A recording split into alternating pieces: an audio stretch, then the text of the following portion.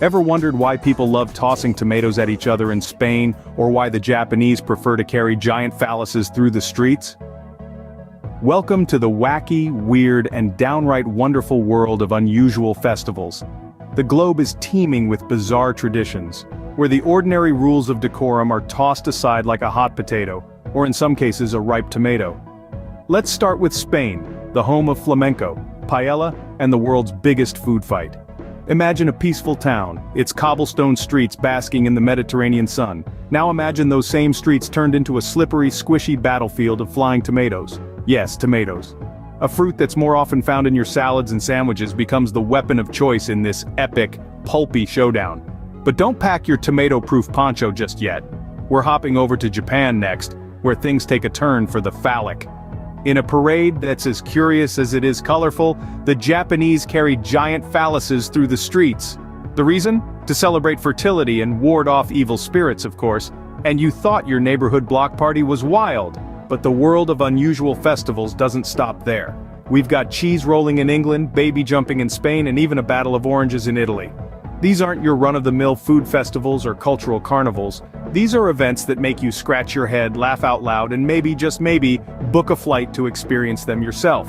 So why do people participate in these strange traditions? Is it the thrill of the unusual, the joy of letting loose, or just the pure, unadulterated fun of it all?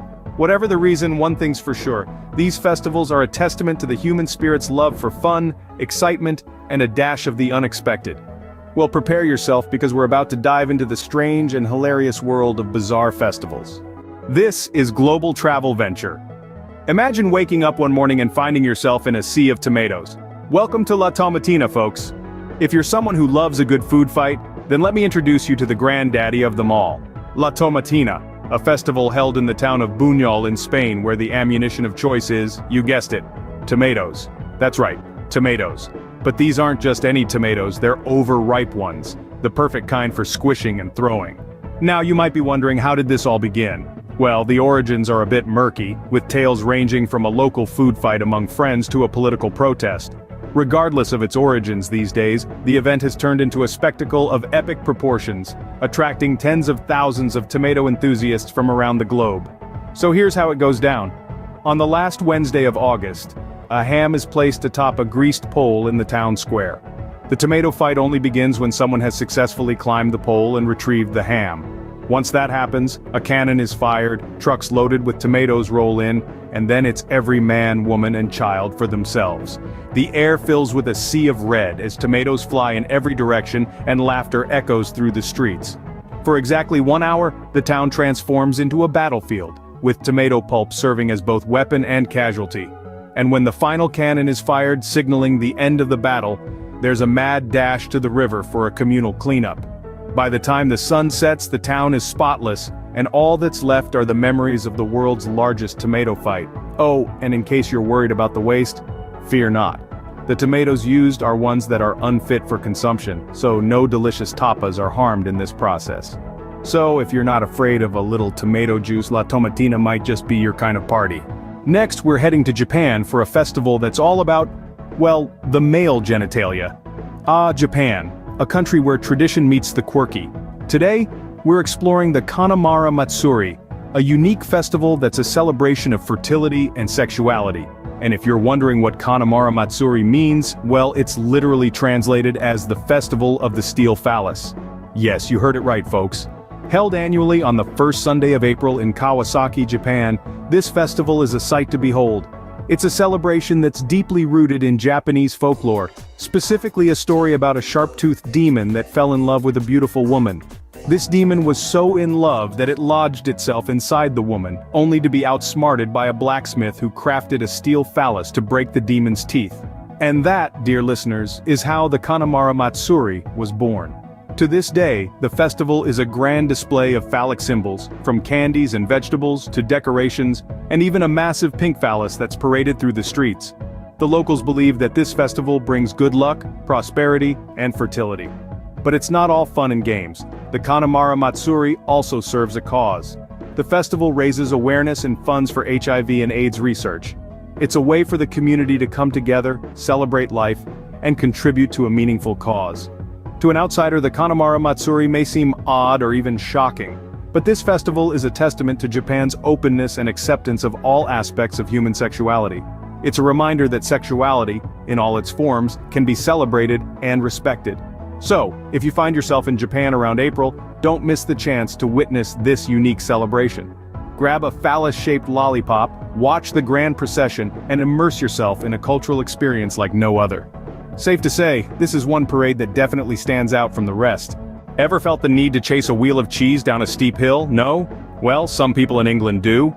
Welcome to the Cooper's Hill Cheese Rolling, a festival as bizarre as it sounds. This is not a cheesy joke, I promise.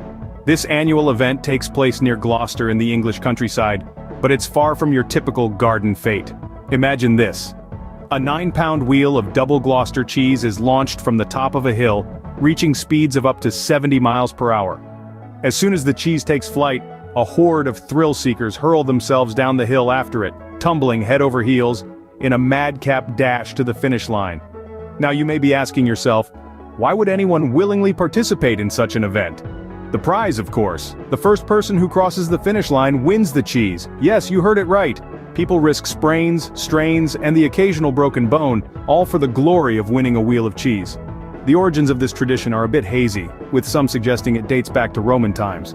Regardless, it's a spectacle that has been drawing crowds and daredevils from around the globe for decades. But don't be fooled.